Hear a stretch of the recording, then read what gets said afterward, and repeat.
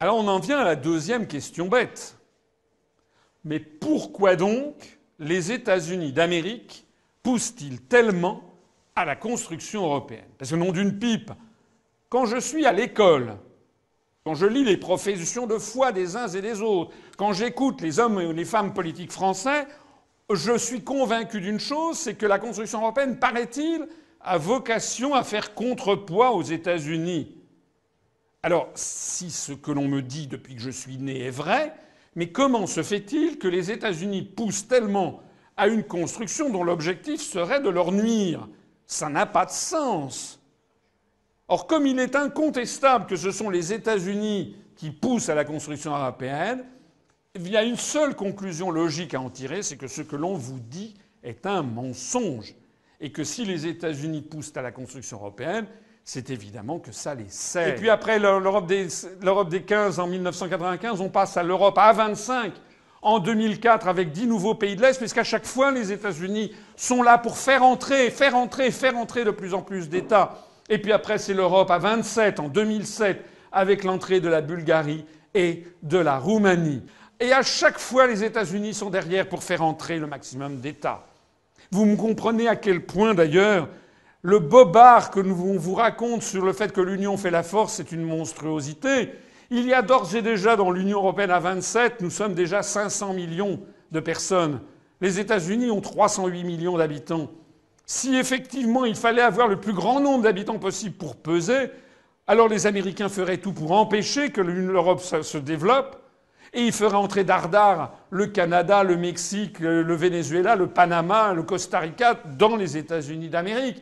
Pas du tout, c'est pas du tout ce qu'ils font. Le long du Rio Grande, dans la frontière entre les États-Unis et le Mexique, ils tirent à vue sur les chicanos qui veulent entrer aux États-Unis d'Amérique.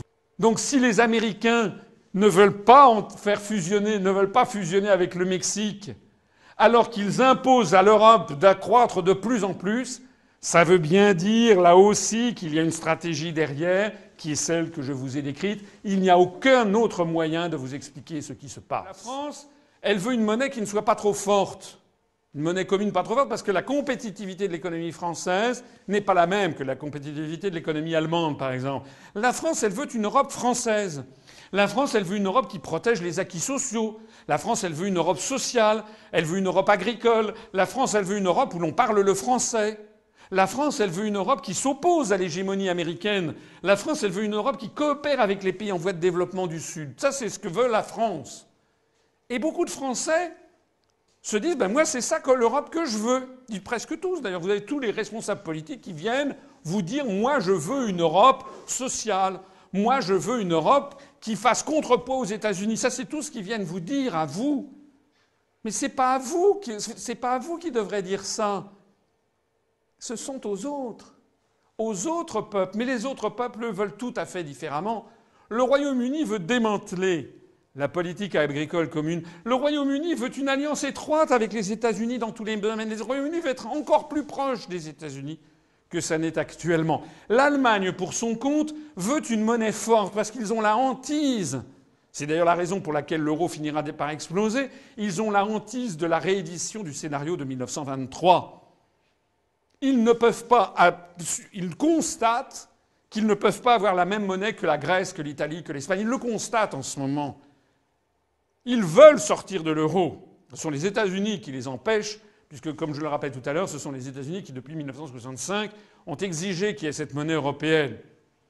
Vous avez les pays de l'Est, l'Estonie, la Lettonie, la Lituanie, la Pologne, la Tchéquie, la Hongrie, la Slovaquie, la Roumanie, tous ces pays de l'Est veulent la protection militaire américaine. Ils veulent la protection militaire américaine contre la menace russe. Parce qu'ils ont peur des Russes, et on peut les comprendre. Ils ont été pendant plusieurs décennies sous la tutelle de l'Union soviétique. Ils veulent également, d'ailleurs si nous étions polonais, pensons aux Polonais. Les Polonais, pendant plusieurs fois au cours de leur histoire, leur pays a été divisé entre l'Allemagne et la Russie. Ils ont donc envie d'avoir des protecteurs. Et jusqu'en 1940, ils comptaient sur la protection du Royaume-Uni et de la France. Puis lorsqu'Hitler a envahi la Pologne, eh bien, nous sommes à ce moment-là intervenus, comme vous le savez, pour défendre la Pologne. Mais comme vous le savez aussi, nous avons été écrabouillés. Donc depuis cette époque, les Polonais ont constaté que les Français et les Anglais ne pouvaient plus les protéger. Ils veulent donc le parapluie militaire américain. Par ailleurs, ils refusent tous une harmonisation sociale et fiscale avec les pays riches de l'Ouest pour mieux les concurrencer. Et puis ajoutons que le Luxembourg refuse la lutte contre les paradis fiscaux, puisque lui, c'est là-dessus qu'il fonde sa richesse. Ajoutons que Malte, Chypre et la Grèce ne veulent pas de mesures trop contraignantes contre la pollution maritime, puisque les grands armateurs vous savez, qui ont des navires avec des pavillons de complaisance du Libéria, du Panama, du Vanuatu, eh bien, ce sont justement des armateurs grecs, chypriotes, maltais. Nous avons donc exactement la même situation au niveau géopolitique que la situation que je montrais plaisamment au niveau de particuliers dans un même immeuble. Et de la même façon que pour un immeuble, eh bien, tout ça est réglé par un syndic extérieur, eh bien, il faut donc un syndic extérieur à l'Europe à 27 qui va décider de tout. Alors, la question tombe sous le sens. Qui est le syndic extérieur à l'Europe à 27 qui a le pouvoir, quelle est la puissance qui a tellement de pouvoir qu'elle peut imposer à l'Europe, qui ne s'entend en rien, elle peut imposer une politique parce qu'il y aura une majorité d'États qui se rangeront à son avis. Poser la question, c'est y répondre. Cependant, une fois arrivé sur les marches du 10 Downing Street, résidence officielle du Premier ministre britannique, l'objet de sa visite a été révélé. Les masques sont tombés et les choses se sont terminées par les habituels affrontements politiques. Peut-être dans le futur, il y aura des accords commerciaux entre les États-Unis et la Grande-Bretagne.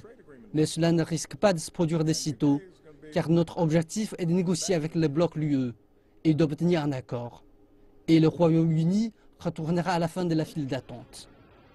La Grande-Bretagne prononcera sa décision dans 2 mois concernant son adhésion au bloc commercial des 28 nations, à l'issue du référendum organisé à l'initiative de David Cameron. L'objectif du Premier ministre britannique est de calmer la colère britannique grandissante à l'encontre de la bureaucratie de l'Union européenne et de l'immigration en provenance de l'Europe de l'Est. C'est notre choix et celui de personne d'autre. C'est notre choix souverain en tant que Britanniques. Mais il est tout aussi important pour nous d'écouter qu'est-ce que notre allié, son opinion et son point de vue. C'est ce dont Barack a parlé aujourd'hui. Pour ceux comme le maire de Londres, Boris Johnson, qui fait campagne afin que l'Union européenne soit un marché d'1 demi-milliard, l'intervention du président Obama est qualifiée d'hypocrite. Je pense que c'est pervers. Les États-Unis nous poussent à nous impliquer encore plus dans un système de loi où 60% d'entre elles sont issues de l'UE. Là où les États-Unis ne penseraient pas à se soumettre à aucune autre entité internationale.